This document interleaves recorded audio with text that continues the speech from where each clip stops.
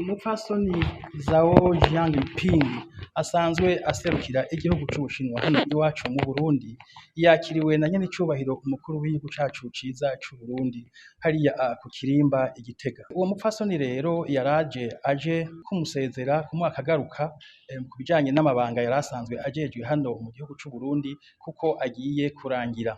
Yakengurutse cane ingene yamwakiriye, arashima ubutwari bw'umukuru w'igihugu, anavuga ko ari bwo bwamutumye ashobora kurangura amabanga yiwe neza uko yayaranguye.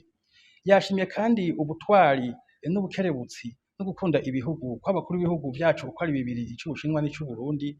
Ati ivyo biri mu vyatumye na jewe akazi kanje koroha, ku buryo imigenderanire yagize intambwe itari nto muri ino myaka 4 n'igice amaze aserukira igihugu c'Ubushinwa hano mu gihugu c'Uburundi. Yagarutse kandi ku vyashoboye kurangurwa muri ico kiringo yari amaze aserukira igihugu c'Ubushinwa hano mu Burundi, cane cane mu vy'uburimyi, mu vy'inyubako, eka mbere n'ivyo gukarihiriza ubwenge abarundi. Ati rero jewe nubwo ikiringo co guserukira igihugu c'Ubushinwa hano mu Burundi giheze, ku bwanje akazi ntikarangiye kuko igihugu c'Uburundi caramaze kuba nk'igihugu canje. Ati ni muhira, aho nzoba ndi hose nzoguma nibuka yuko abarundi ari abavukanyi, nzoguma ndabakandira aho nzoba ngeze hose bishobora kubateza imbere. Arongera aravuga ati jewe naje mu Burundi ubwa mbere kuburamutsa haraheze imyaka 20.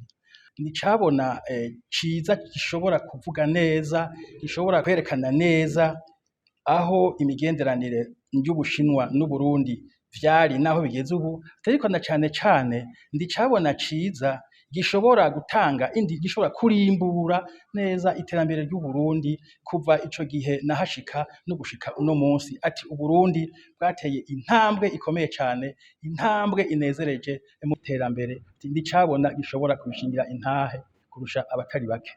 Ati rero mvuye i Burundi nshimye ukuntu abarundi basanzwe ari abakozi, nkava i Burundi nshimye ukuntu igihugu c'Uburundi ari ciza. Ati nkaba ndacipfuriza ivyiza vyinshi uno munsi nejo, na cane cane gushira mu ngiro, gushika kuri yambona kazoza igihugu cifashe mu 2040, igihugu giteye imbere mu 2060.